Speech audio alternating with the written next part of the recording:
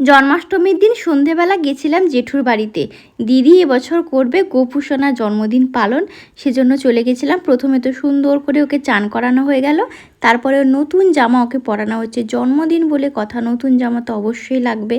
তারপরে ওর যে সাজ পোশাক ছিল সব কিছু পরিয়ে দেওয়া হয়েছে। এখন ওর বার্থডে স্পেশাল খাবার দাবার রেডি করা হচ্ছে তুলসী পাতা দিয়ে, এটা তোর ফেভারিট।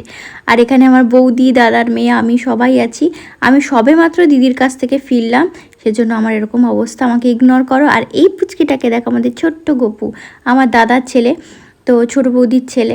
আর এবার ওকে সুন্দর করে সাজিয়ে একটু পুজো করা হচ্ছে, তারপরে ওকে খাবার দেওয়া হবে, মানে গোপু সোনাকে। আর সত্যি কথা বলতে গোপাল পুজো দেখতে আমার ভীষণ ভালো লাগে।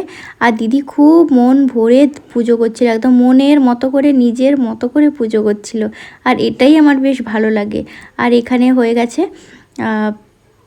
এখানে মানে মিষ্টি, মানে নাড়ু আছে, আরও যা যা থাকে আর কি, ছোলা মটর চাল ভাজা আমাদের এখানে দেওয়া হয় গপুকে। তালের বড়াটা মিসিং, ঠিক আছে নেক্সট বছর হবে।